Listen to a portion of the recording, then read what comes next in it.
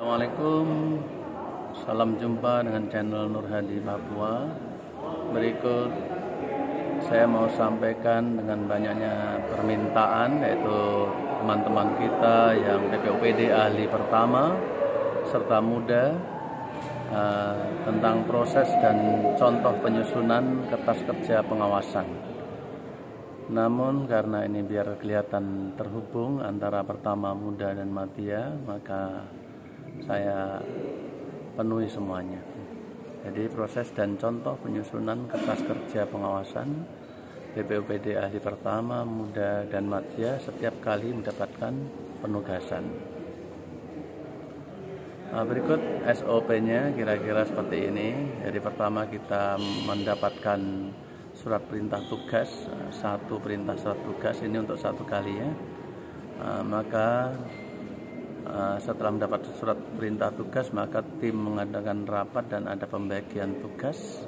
Maka diadakan surat penugasan dari atasan langsung, dari Dalnis ke ketua tim ke anggota tim masing-masing. Kemudian ada peluang untuk pekerjaan antar jenjang, misalnya mudah dilakukan oleh madya, maka diperlukan surat tugas limpah yang dikeluarkan oleh Irban. Lalu surat penugasan dari atasan langsung masing-masing. Kemudian dari situlah dibuat program kerja pengawasan, yaitu maka muda mengumpulkan bahan pertama mengumpulkan bahan-bahan dan sebagainya untuk penyusunan PKP.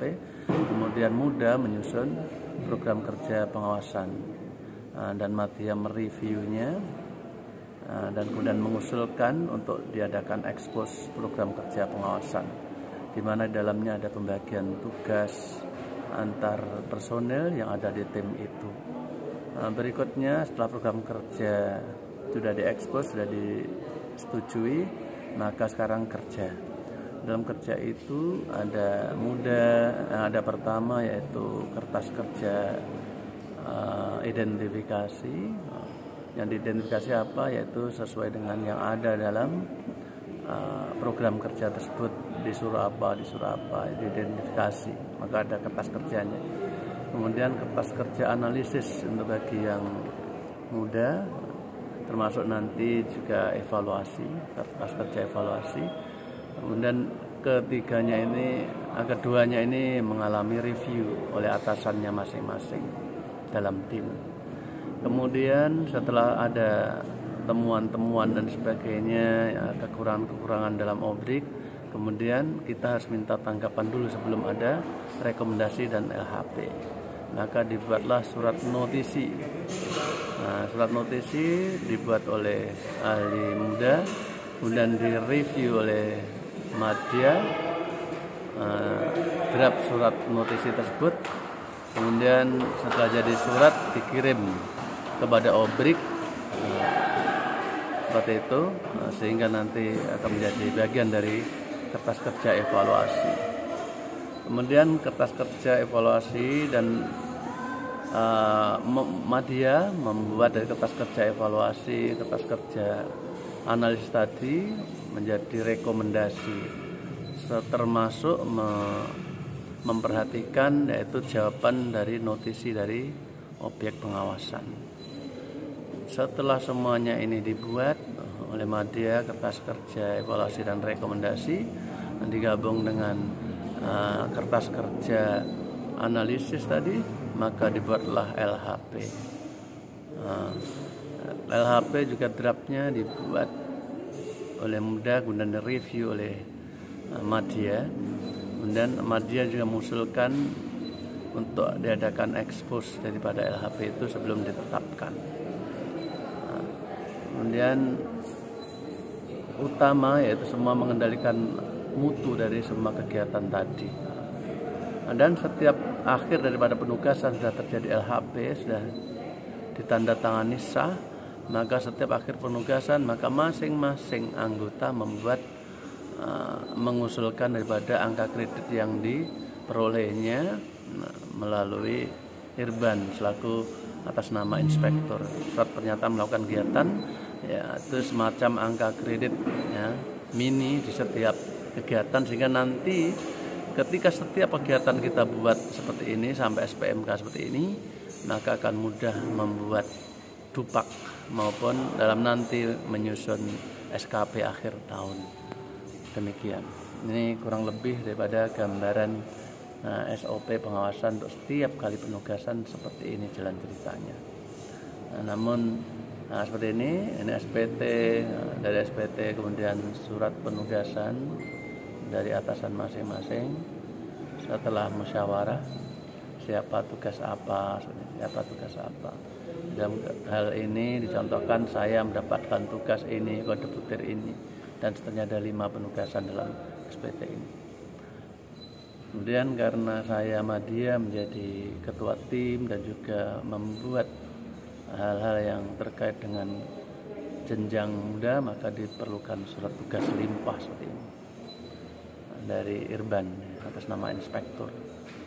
Kemudian setelah itu kita buat draft program kerja pengawasan, yaitu ahli muda yang tadi saya sampaikan dalam SOP tadi. Siapa kerja apa, tugas apa, ada di sini. Adapun yang ahli pertama itu identifikasi, itu tinggal mengikuti itu apa yang di langkah kerja itu. Periksa apa ada SK pendirian sekolah, periksa apa ada profil menurut. Nah, itu diikuti saja, tinggal membuat matrik ada tidak, nanti akan ada contohnya. Ini untuk kertas kerja identifikasi itu intinya yaitu tadi mengumpulkan atau mengidentifikasi hal-hal yang sesuai kriteria di langkah kerja itu. Langkah kerja itu adalah sebuah kriteria. Maka tugas ahli pertama adalah mengidentifikasi itu ada tidak, tersedia tidak. Nah, seperti itu. Panduan kerjanya ya program kerja pemeriksaan itu tadi, langkah kerja tadi, indikator langkah kerja, keberapa dia kerja masing-masing ya, sesuai dengan itu. Kemudian dari mana sumber datanya ya, dari objek pengawasan. Dari dia lihat di objek pengawasan ada tidak yang disebutkan dalam langkah kerja itu, diidentifikasi. Bagaimana cara kerjanya seperti ini. Nah, seperti ini contohnya kertas kerja identifikasi. Ruang lingkup, sasaran pengawasan, indikator. Kebetulan si A ini, katakanlah Ibu Endang, itu mendapatkan langkah kerja ini, tugas ini, maka yang dibuat kertas kerja identifikasi ya ini. Periksa apakah ada SK pendirian sekolah, periksa apakah seperti tadi yang dari sini tadi, dari PKP. Kita tinggal copy saja ke kertas kerja identifikasi. Jadi ada tidak. Baru ada keterangan di samping kanan. Ada, tapi sebatas ada tidak saja, belum kualitas. Kualitas nanti di yaitu bagian muda nanti sebentar. Sebatas keberadaan, sehingga ini keberadaan mencapai 91,67 contohnya. Jadi belum tentu persentasenya sama dengan kertas kerja analisis dari ahli muda nanti, karena di situ nanti ada uji kualitas samping kuantitas. Dasarnya yaitu dasar kriteria yang dijadikan untuk menilai kondisi di atas, yaitu langkah-langkah kerja tadi yang dibuat dari daftar nominal pegawai, rekapitulasi absen, sumbernya wawancara sebagainya. Jadi semuanya ini dari peraturan yang terkait, karena ini sekolah berarti terkait dengan pendidikan. Oke. Sekarang kertas kerja analisis tadi milik pertama ya, kertas kerja ahli pertama itu identifikasi. Tinggal nyaplok dari langkah kerja ada di PKP tadi, kemudian dilihat di lapangan ada atau tidak, dibuat keterangan. Contohnya yang pertama tadi, periksa apakah ada SK pendirian sekolah. Ternyata SK-nya nggak ada, tapi ada nomornya yang ada di papan struktur organisasi sekolah. Ada nomor, tapi katanya SK-nya hilang karena udah lamanya sekolah berdiri. Nah, itulah nanti peran dari dia hanya sekedar ini keterangan seperti itu, tapi nanti mudah lain menganalisis. Ini sekarang analisis. Menganalisa itu berarti membandingkan atau menilai kondisi yang ada di lapangan dengan kriteria yang ada. Nah, itu kriteria yang ada itu analisis.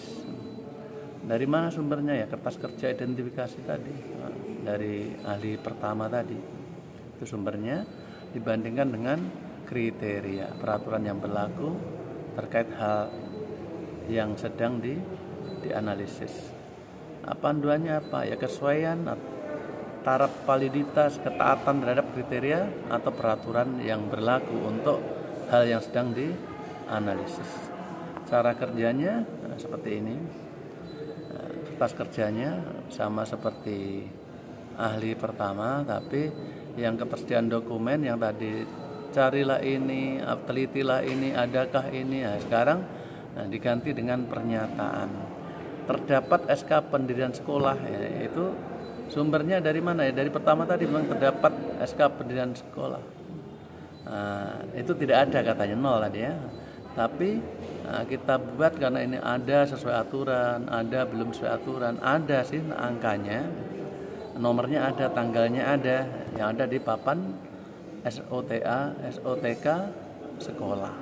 Namun ternyata SK-nya tidak ada, berarti ada tapi belum sesuai aturan. Berarti kita kasih nilai skor 2. Jadi ada sesuai aturan dan skornya 3. Ada tapi belum sesuai aturan, skornya 2. Sebagian ada atau tidak ada, begitu lanjutnya, yaitu 1 dan 0. Kemudian kita kasih keterangan pendirian sekolah hanya tersebut nomor dan tanggalnya, namun tidak diketahui sumber yang mengeluarkan tersebut, yaitu SK nomor sekian itu contohnya analisis. Jadi dikasih penskoran, ada sesuai aturan, ada belum sesuai aturan, sebagian ada ataupun tidak ada sama sekali. Itu kita buat seperti itu, dinilai setiap yang dikerjakan oleh ahli pertama ini. Bedanya ini kata perintah periksa apakah ada. Kalau di sini sudah menyebutkan kata informasi, terdapat SK tapi, terdapat profil tapi, ada tapi yang lengkap ya langsung nilai 33 kan sesuai aturan. Akhirnya ternyata persentasenya setelah uji kualitas ternyata kurang dari apa yang ada di identifikasi tadi, karena ini sudah menjaring kualitas. Dasarnya apa? Dasarnya kriteria yang dijadikan untuk menilai kondisi di atas, yaitu SOTK, peraturan kepegawaian, baik guru maupun tenaga pendidikan maupun peraturan Dapodik. Sumbernya ya daftar nominatif dan sebagainya tadi. Kesimpulan, akhirnya ada kesimpulan sini. Secara umum penilaian atas pemenuhan dokumen sekian persen, kekurangan terdapat pada apa? Sampaikan dari SK pendirian sekolah hilang, kemudian SK pengangkatan GTT kepala sekolah seharusnya dari pembina kepegawaian, wali kota, bupati, atau minimal pejabat yang ditunduk yaitu dinas pendidikan. Analisis kebutuhan guru dibuat namun belum dapat memberikan informasi tentang kebutuhan guru real per mata pelajaran dan jumlah rombongan belajar. Jadi sudah ada uji kualitas. Kalau tadi baru kuantitas yang tadi ini simpulannya. Jadi SK pendirian sekolah tidak ada, hanya tertulis nomor dan tanggal di profil sekolah.